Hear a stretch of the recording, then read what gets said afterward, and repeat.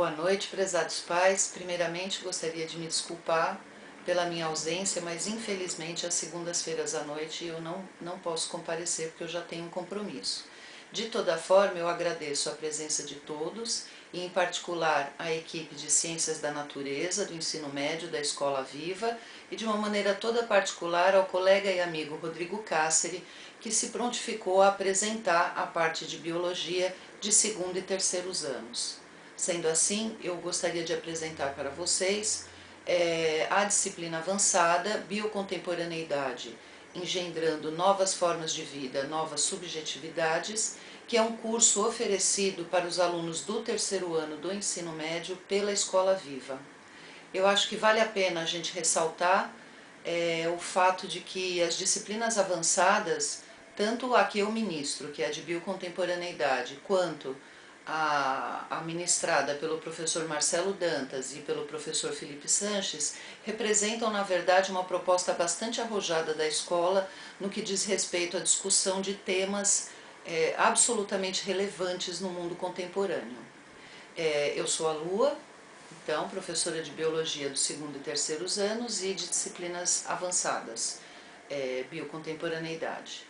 Eu sou formada em Biologia pela Universidade de São Paulo, fiz o mestrado na Faculdade de Educação também na Universidade de São Paulo, e já lá no meu mestrado eu discutia aquelas coisas, aqueles temas tão caros à contemporaneidade, como os que a gente discute na disciplina avançada de Biocontemporaneidade. Atualmente eu estou terminando o curso de Filosofia na Universidade de São Paulo e iniciando meu doutorado no grupo de História e Filosofia da Biologia e Ensino no Instituto de Biociências, também da Universidade de São Paulo. Eu gostaria de fazer a vocês um convite que eu faço para os alunos quando vou apresentar a disciplina avançada para que eles possam escolher entre as três.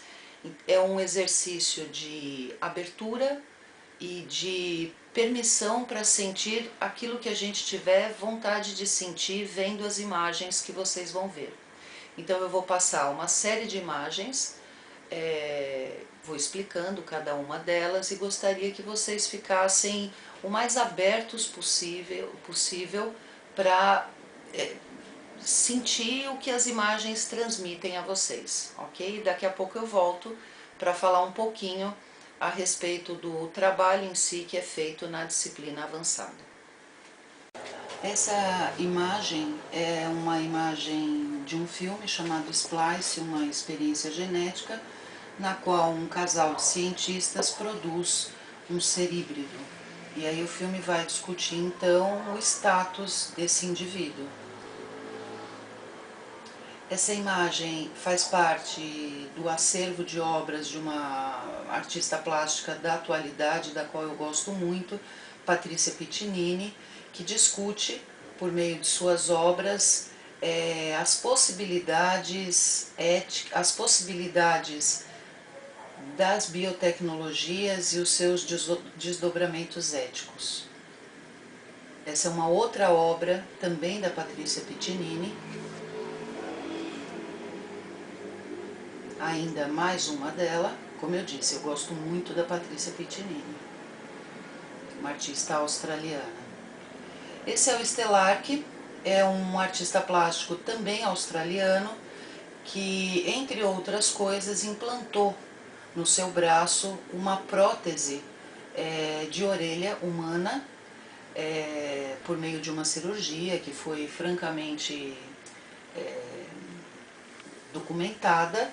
E o curioso é que essa orelha ela tem um transmissor, então é acoplado à internet, então é possível ouvir pelo computador o que essa orelha ouve, não obstante o próprio Stellark, por meio dela, não ser capaz de ouvir, né? Então ele ouve o que a orelha ouve, mas pelo dispositivo do computador. Esse é o Zumbi Boy, um rapaz bastante conhecido, aí, que tem feito um certo sucesso no mundo da moda. Ele tem o corpo absolutamente tatuado e o curioso é que ele colocou para fora aquilo que a gente tem por dentro.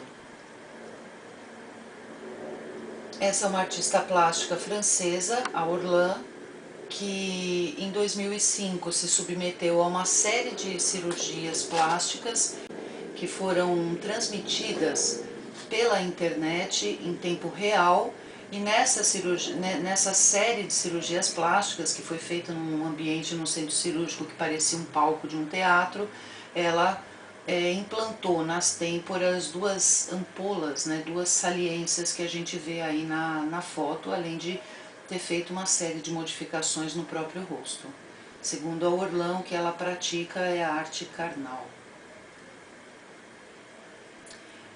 Esse é o Eduardo Katz, é um artista plástico brasileiro que vive nos Estados Unidos. Ele tem um trabalho de curadoria no MoMA, né, o Museu de Arte Moderna dos Estados Unidos.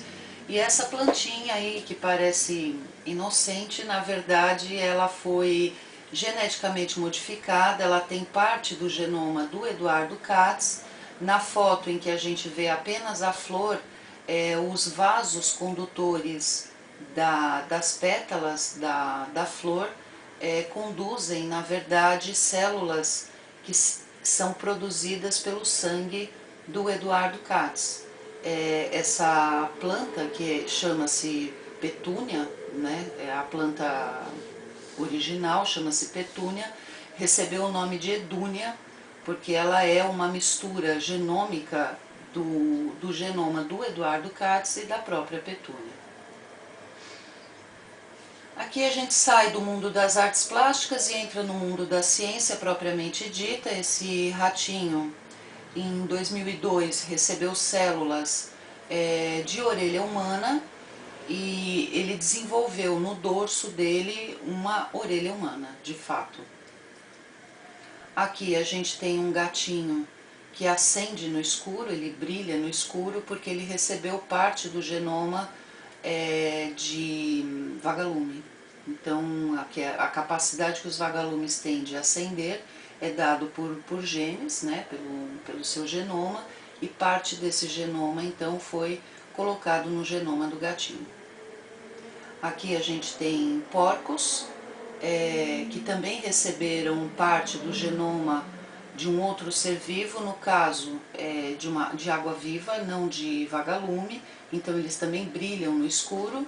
E abaixo a gente tem alguns camundongos recém-nascidos, 3 deles normais, quer dizer, sem nenhuma manipulação genética, e 3 deles que brilham no escuro porque receberam parte do genoma de vagalume. Então, a pergunta que fica é: que tipo de humanos nós queremos ser, nós podemos ser, diante da ascensão incontrolável das tecnologias e, de um modo todo particular, das biotecnologias?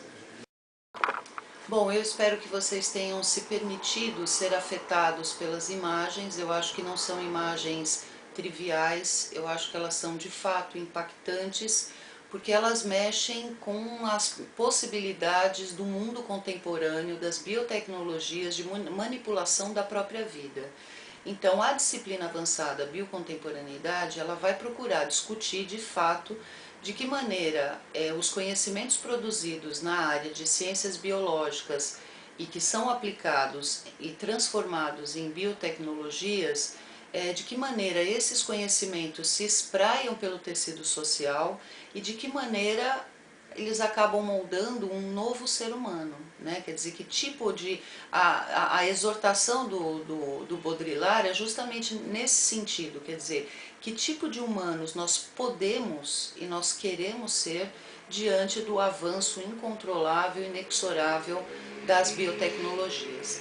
Isso não significa que na disciplina exista nenhuma demonização, nenhuma louvação dessas biotecnologias. A ideia mesmo é apresentar, discutir e procurar com que os meninos tenham a sua própria opinião a respeito do tema, que está aí na hora do dia, né? Essa discussão ela é feita sempre tendo como base alguns textos, às vezes bastante complicados, né, como textos de Michel Foucault, que foi um filósofo francês bastante importante, que já nos anos 70, 80, discutia essa questão do espraiamento das biotecnologias, dos conhecimentos das ciências biológicas pelo tecido social, né? Em termos mais contemporâneos, a gente tem aí autores como Nicholas Rose, que atualmente é a pessoa que mais se dedica, me parece, no cenário internacional à discussão das biopolíticas, do biopoder, e a Paula Sibilia, que é uma professora da Universidade Federal do Rio de Janeiro, é argentina, mas trabalha no Brasil, fez a sua pós-graduação toda no Brasil, e que dão aí um bom suporte teórico para a gente poder discutir a questão das biotecnologias no mundo contemporâneo. Ao lado disso, os meninos são convidados a assistirem a filmes de ficção científica, porque a gente parte do pressuposto de que os filmes de ficção científica eles falam do presente e não do futuro. Então é uma boa ocasião para a discussão de ideias, de temas, de práticas que estão aí na ordem do dia, né?